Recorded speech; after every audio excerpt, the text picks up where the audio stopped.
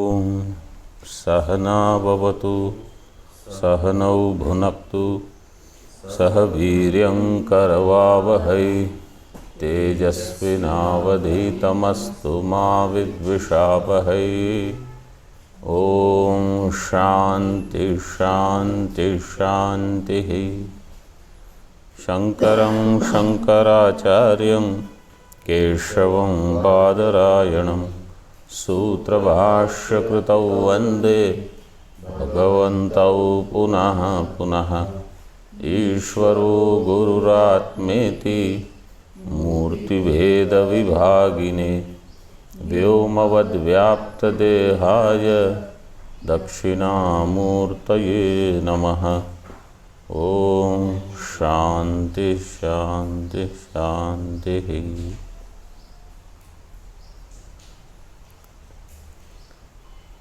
अंतिम मंत्र द्वितीय वल्लिका पृष्ठ 67 पेज नंबर। यस्य ब्रह्मचक्षत्रंच उभे भवत ओदनः मृत्युर्यशोपसेचनम का इत्था वेदयत्रसः। तो यहाँ ब्रह्म को लय कारण बताया है। जो लय कारण होगा वही उपादान कारण होगा, ये समझना है। ब्रह्म शब्द से ब्राह्मण लेना है। ब्राह्मण और क्षत्रिय सर्वधर्म विधारके भाष्य में दिया। सर्वत्राणभूते उभे ओदनः आशनम भवतः स्याताम। वो दोनों ओदन हो जाते हैं, भोजन के लिए आसन हो जाते हैं। सर्वहरोपि मृत्युर यस्योपसेचनम इव ओदनस्य अशनत्वे अपि अपर्याप्तः। मृत्युर्यस्योपसेचनम, देखो वहाँ क्या कहा, सर्वहरोपि मृत्यु। मृत्यु जो है वो कैसे है, सर्वहरः, सर्वम हरति इति सर्वहरः। मतलब हमारे पास जो सब है मृत्यु ले लेता है। कैसे ले लेता है, वो आपको ही हटा देता है, वो सब नहीं लेता। जैसे इस कमरे में समझो 50 चीज़ पड़ी हैं, 50 चीज़ें पड़ी हैं, तो सब चीज़ को हटाने की आवश्यकता नहीं है। क्या करना है, वो केवल मुझे यहाँ से हटा दो तो मेरा जो था वो ले लिया गया, बस। बहुत सरल है मृत्यु का काम। इनको ही हटा के फेंक दो कहीं और। सर्वहरोपि 4 नंबर टिप्पणी में क्या दिया है, अन्यत्र अधर्मात् इति विभावितम।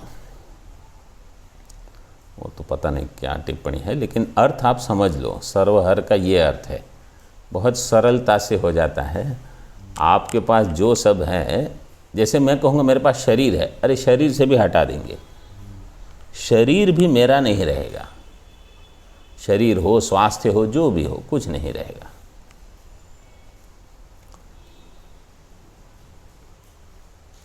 सर्वहरोपि मृत्यु।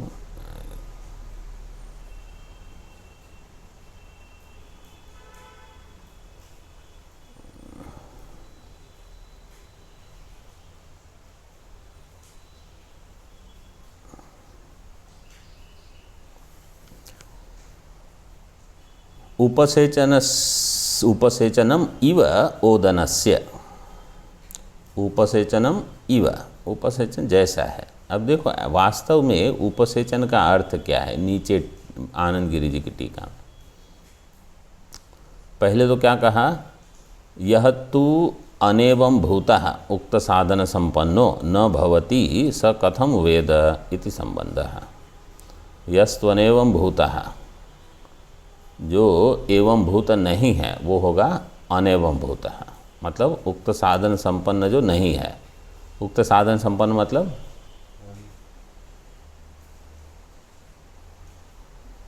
उक्त साधन संपन्न का अर्थ क्या है, उक्त मतलब जो उक्त मतलब जो बताए गए हैं। कौन से साधन बताए गए हैं, तो पूर्व श्लोक में क्या कहा, हाँ दैट, जो पूर्व मंत्र में कहा, ना विरतो दुश्चरितात् ना शांतो ना समाहिता। तो जो इन सब से मतलब दुश्चरित से विरक्त नहीं हुआ, अशांत है, अशांत मानस वाला है इत्यादि, इंद्रिय निग्रह नहीं, मनोनिग्रह नहीं, समाहित नहीं, ऐसा जो है वो सह कथम वेद, यहाँ जो दिया क इत्था वेद यत्र सह यत्र तद ब्रह्म सह कथम वेद, वो कैसे जानेगा, ये तो संबंध दे दिया। फिर उपसेचन के लिए दिया अशनत्वे अपि अपर्याप्त। उपसेचन का अर्थ क्या है, भोजन के लिए वो अपर्याप्त है। मिला, मैं कहाँ पढ़ रहा हूँ, हाँ मिला कि नहीं, टीका में अशनत्वे अपि अपर्याप्त, यहाँ कोई प्रतीक नहीं दिया है। तो जो चीज़ बहुत अल्प मात्रा में हो वो भोजन के लिए पर्याप्त नहीं होती। अशनत्वे अपि अपर्याप्त। अन्नत्वे अपि असमर्थः शाकस्थानीय। देखो उपसेचन का अर्थ अन्य जगह क्या करते हैं, चटनी चटनी ऐसे हम बोलते हैं, वास्तव में कहा वो शाकस्थानीय है, सब्जी, मतलब चावल के साथ सब्जी या कुछ पानी वाली सब्जी ऐसे कुछ खाते हैं तो थोड़ा गीला हो जाता है। सूखी सूखी करेले की सब्जी और चावल वो भी नहीं खा सकते आप, कोई पानी वाली सब्जी चाहिए। अन्नत्वे अपि असमर्था है शाकस्थानीय है। अब भाष्य में देखो, अशनत्वे अपि अपर्याप्त तम प्राकृत बुद्धि यथोक्त साधन रहित सन क इत्था इत्थम एवं यथोक्त साधनवान इव इत्यर्थः। यथोक्त साधनवान इव, तो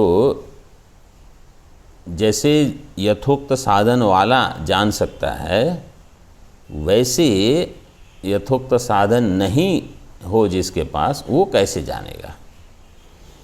यथोक्त साधन रहित, तो देखो पहले क्या कहा, प्राकृत बुद्धि ही, यथोक्त साधन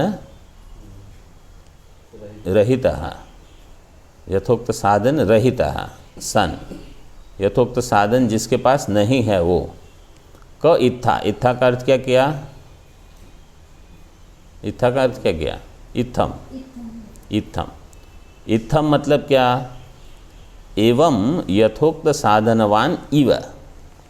देखो इत्था का अर्थ किया इत्थम, इत्थम का अर्थ किया जैसे साधन वाला जानता है उस प्रकार से साधन रहित जो है वो नहीं जान सकता, ऐसे।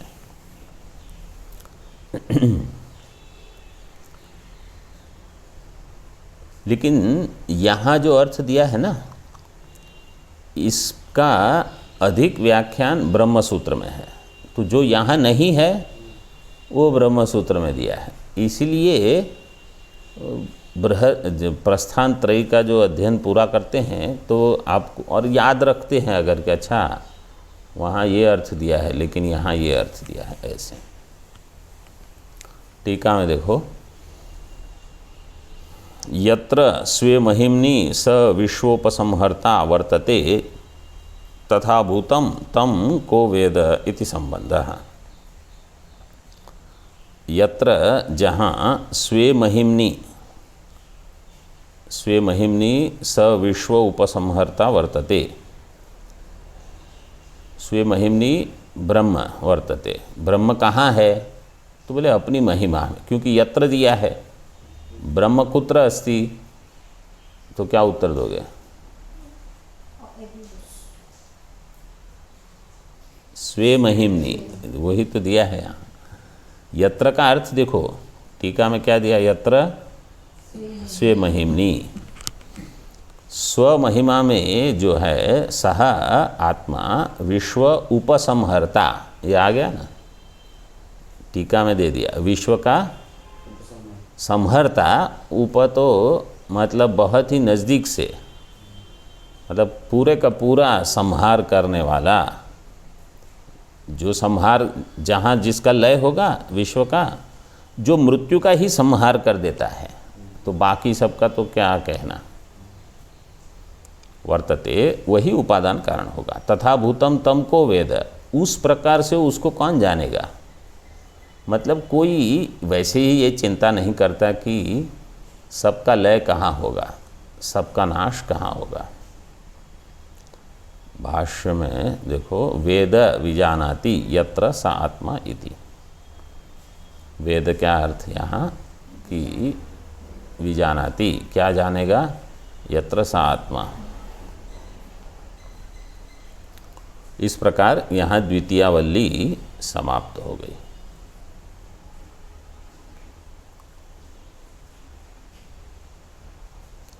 तीन नंबर टिप्पणी देख लो। सर्वधर्म विधारके सर्वे ये वेदोक्त धर्मास तेषाम उपदेशादिना धारके अन्यत्र धर्मात् इति अनेन कटाक्षितम भवति।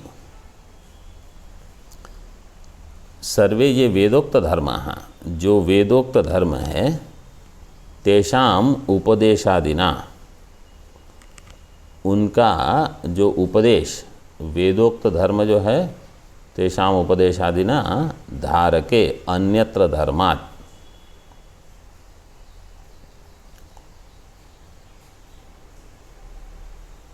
आत्मा जो है वो धर्म अधर्ष में विलक्षण है, और ब्राह्मण क्षत्रिय क्या है, सर्वधर्म विधारक। ऐसे ब्रह्म क्षत्रिय सर्वधर्म विधारक के अभी।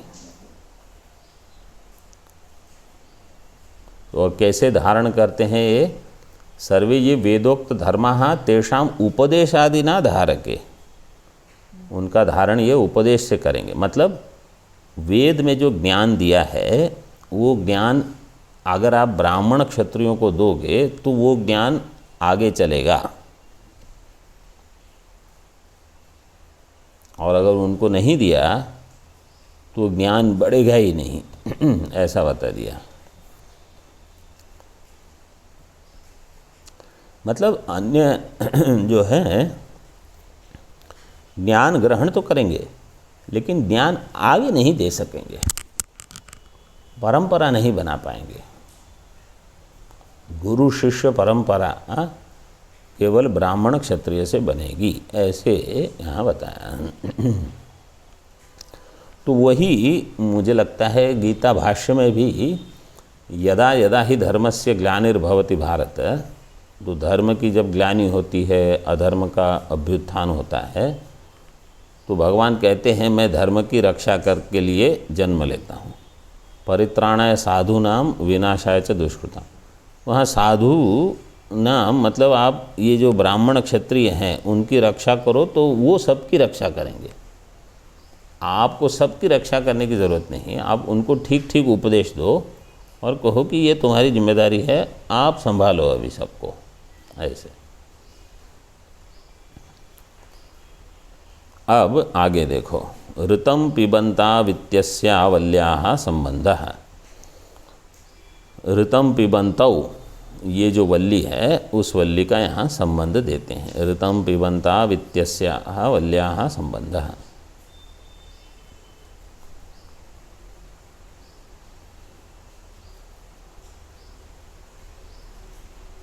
विद्या विद्ये नाना विरुद्ध फले इति उपन्यस्ते।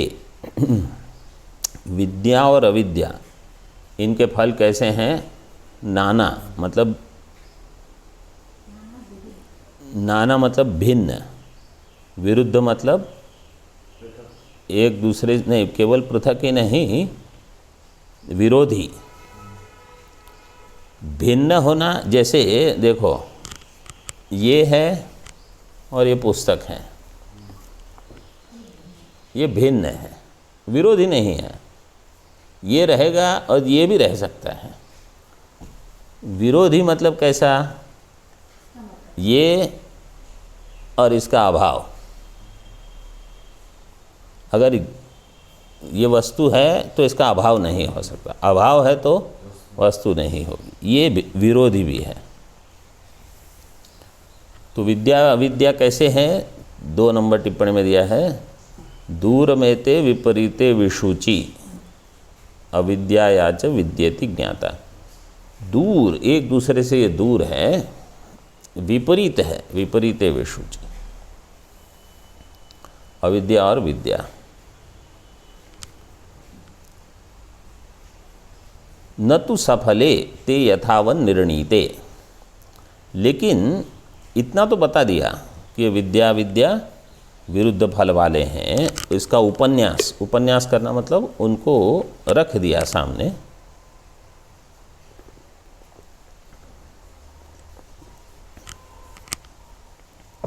दक्षिण में जो कथा वगैरह करते हैं ना, उनको कहते हैं उपन्यासकार। मतलब इतिहास पुराण वगैरह पर प्रवचन देते हैं उपन्यासकार।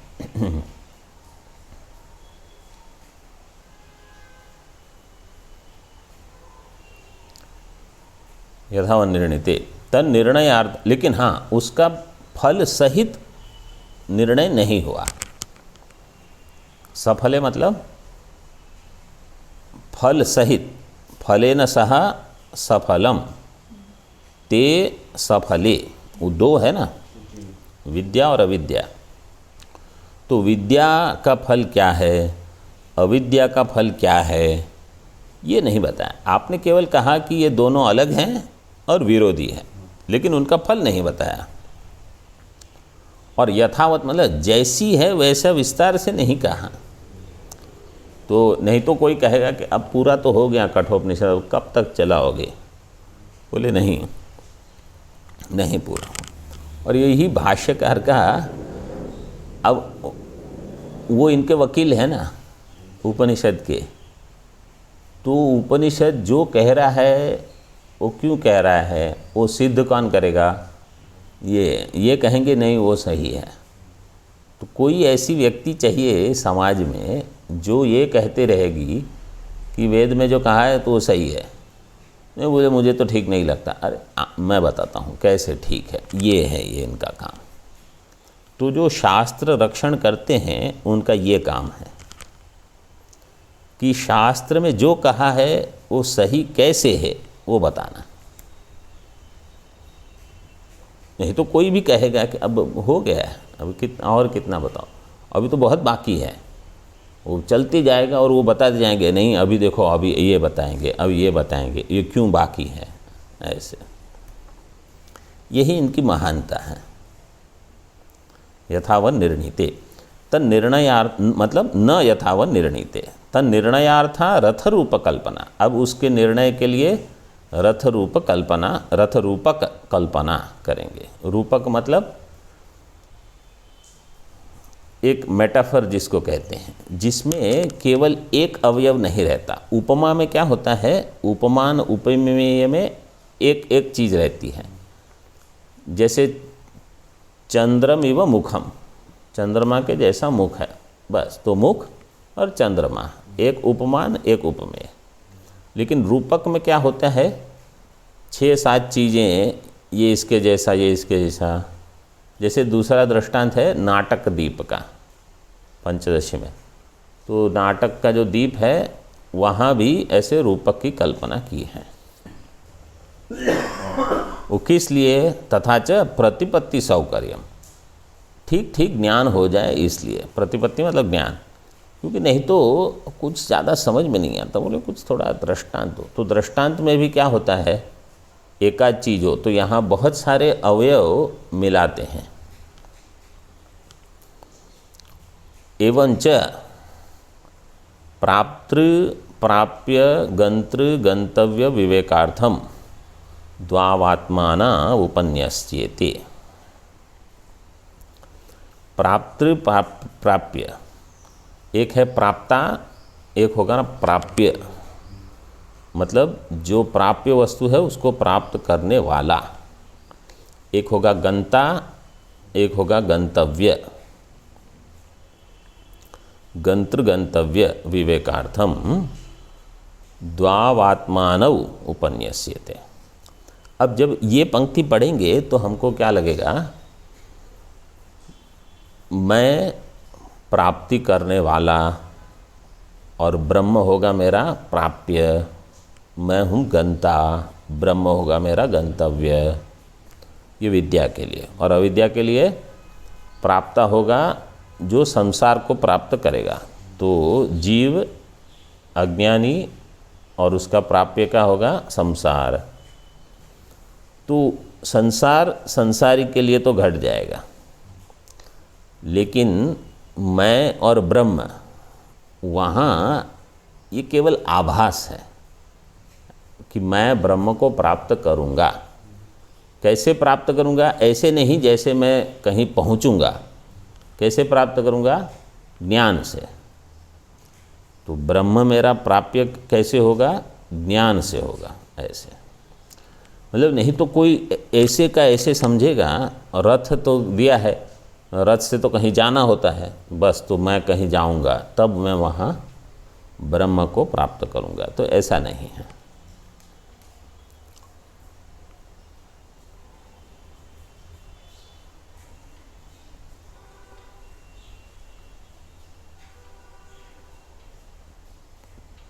मंत्र देखो, ऋतं पिबन्तौ सुकृतस्य लोके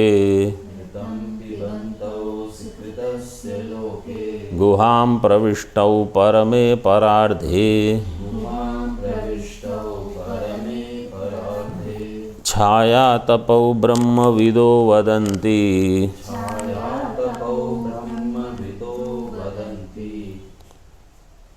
पंचाग्नयो ये च तृणाचिकेताः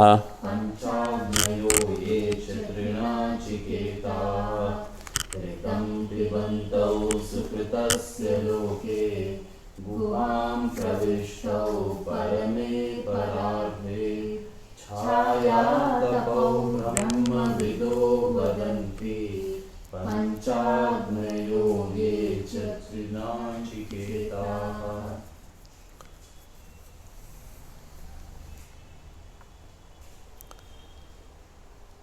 लोके सुकृतस्य ऋतं पिबन्तौ।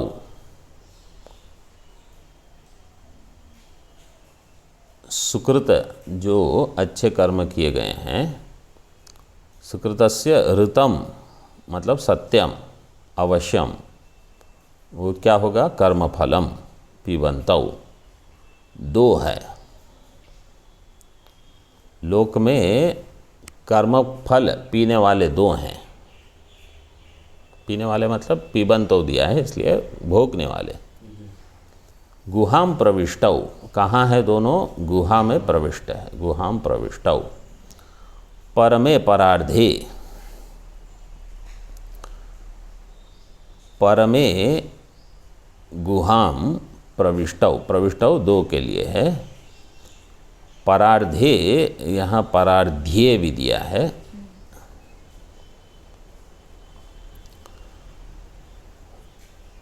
परार्ध्य मतलब ब्रह्म के स्थान में, जहाँ ब्रह्म है वहाँ। ऐसे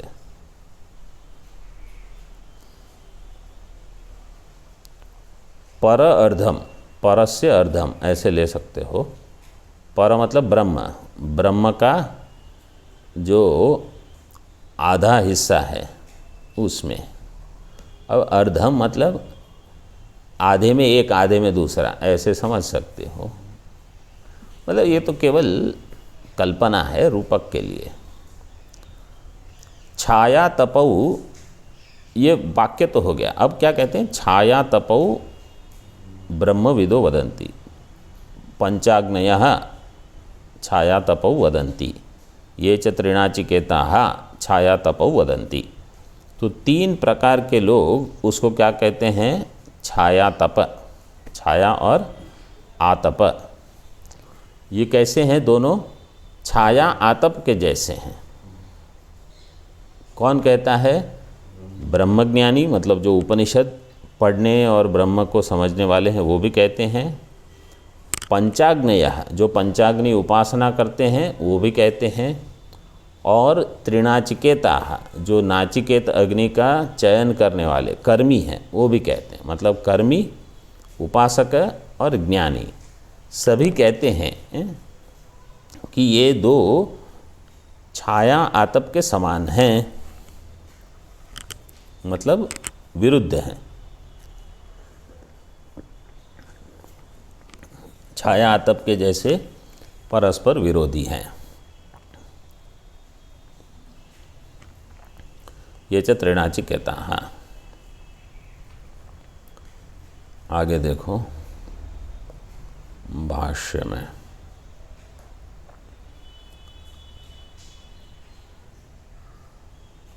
ऋतम सत्यम अवश्यम भावित्वात् कर्मफलम पिबंत। ऋतम का अर्थ किया कर्मफलम। सत्यम वो कैसा है? सत्यम मतलब अवश्य भावी। अवश्यम भावी मतलब वो मिलेगा ही मिलेगा, आप चाहे कुछ भी करो। आपने अगर कुछ सही किया है तो भी मिल जाएगा, गलत किया है तो भी मिलेगा। इस जन्म में नहीं, 100 जन्म के 1000 जन्म अगले कल्प में कभी भी उसका फल मिलेगा। कर्मफलम पिबंतौ। तो ऐसा लगता है कि कर्म फल का भोग करने वाले दो हैं। देखो, एकः तत्र कर्म फलम पिबति भुंक्ते न इतरः। जो इतर है वो कर्म फल का भोग नहीं करते। तथापि पात्र संबंधात पिबतौ इत्युच्यते क्षत्रिय न्यायेन। जो भोग करने वाला है उसके साथ संबंध होने के कारण दूसरा भी भोग कर रहा है, ऐसा बताया जाता है क्षत्रिय न्याय से। पात्र संबंधात पिबंतौ इति उच्यते क्षत्रिय न्यायेन।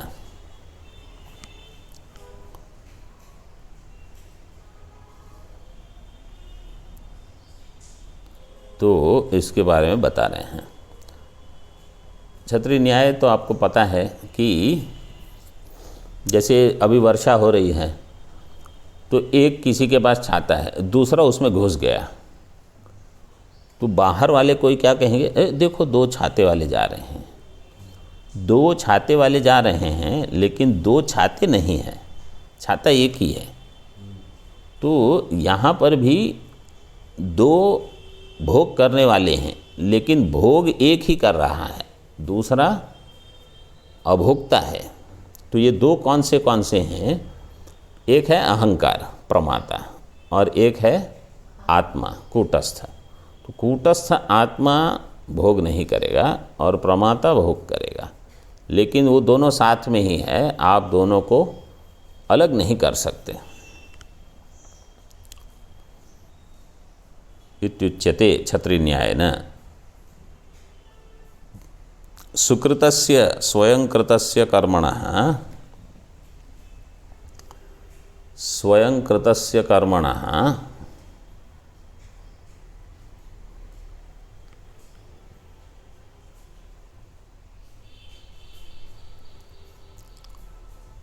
स्वयं कृतम इति सुकृतम।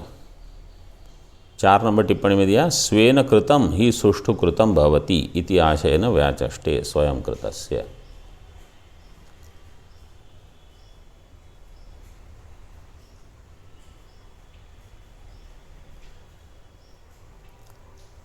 अभी थोड़ा आनंद गिरी जी देख लो पहले। प्रसिद्ध रथ सादृश्य कल्पना इत्यर्थः। रथ रूपक कल्पना तो कहा वो प्रसिद्ध है ऐसे। ऋत पानकर्ता जीवः एक, जीवस्तावद एकः। चेतनः सिद्धो द्वितीय, 2 हो गए। एक है ऋत का पान करने वाला, कर्म फल का पान करने वाला जीवः, जीवस्तावद एकः। जीव कौन, क्या आप कहोगे जीव कौन है? जीव मतलब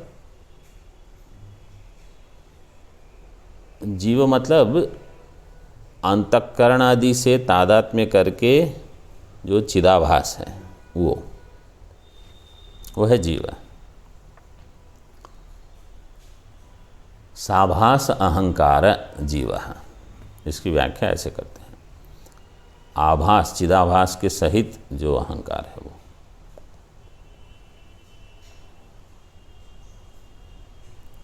ऋतपानकर्ता जीवस्तावद एकश्चेतनः सिद्धो, दूसरा चेतनः सिद्धः द्वितीय। अन्वेषणायाम लोके संख्या श्रवणे समान स्वभावे प्रथम प्रतीति दर्शनात् चेतनतया समान स्वभावः। लोक में जब अन्वेषण करते हैं, अन्वेषणायाम लोके संख्या श्रवणे, संख्या का श्रवण करने पर समान स्वभावे, दो का समान स्वभाव हो, प्रथम प्रतीति दर्शनात्, एक सामान्य ज्ञान से ऐसा लगता है अब दो समान ही हैं, समान स्वभावे, तो दो ऐसी संख्या कह दी, प्रथम प्रतीति दर्शनात्। चेतनतया समान स्वभाव, अब सामान्य क्या है दो में, तो कहा चेतन दोनों में समान है, चेतनतया समान स्वभाव। चेतनतया मतलब कि दोनों में ज्ञान का सामर्थ्य है, इसलिए चेतनतया समान स्वभाव।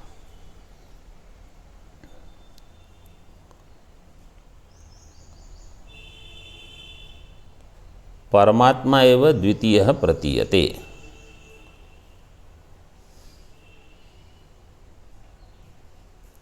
तो दूसरा जो है वो परमात्मा है, द्वितीयः प्रतीयते। तस्य च उपचारात् ऋतपात्रत्वम इत्यर्थः, उनमें भी कर्म फल का भोग कहाँ है, तो वो तो उपचार से कह दिया, मतलब वो समान है, इसलिए क्षत्रिय न्याय से कह दिया अच्छा वो भी कर्म फल भोगता है, वास्तव में नहीं है। क्योंकि देखो ये अर्थ ऐसे घटाया है ना, तो अब किसी को बताना पड़ेगा कि आप ये दो को क्यों ले रहे हो। ब्रह्मसूत्र में पूर्व पक्ष में क्या आता है, याद है किसी को, ये पढ़ा हुआ है आपने, कोई फ़ोन पे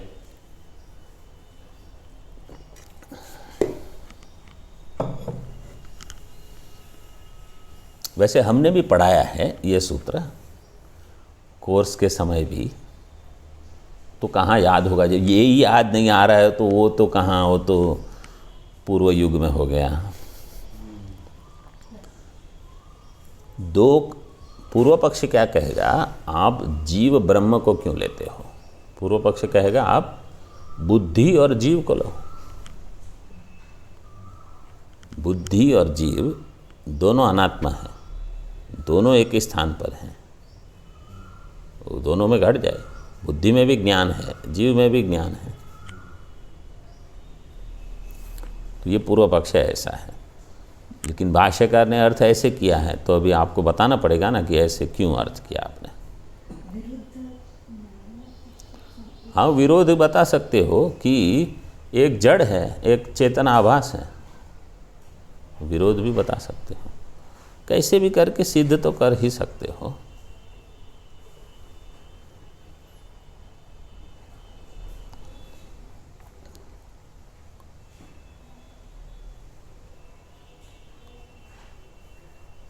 तस्य च उपचारात् ऋतपात्रत्वम इत्यर्थः। बाह्य पुरुष आकाश संस्थानम देहाश्रय आकाश प्रदेशः। बाह्य पुरुष आकाश संस्थानम,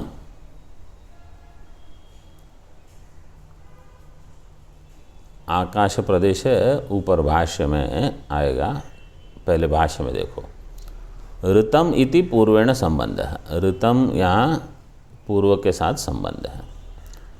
लोके अस्मिन् शरीरे, लोके का अर्थ है इस शरीर में, मनुष्य शरीर में, तो ये जो द्वा सुपर्णा सयुजा सखाया, वहाँ भी जो वृक्ष है उसका अर्थ किया शरीर है, शरीर में। वो मंत्र और ये मंत्र दोनों साथ में बताते हैं। गुहाम गुहायाम बुद्धौ प्रविष्टौ, बुद्धि गुहा में ये दोनों प्रविष्ट हैं।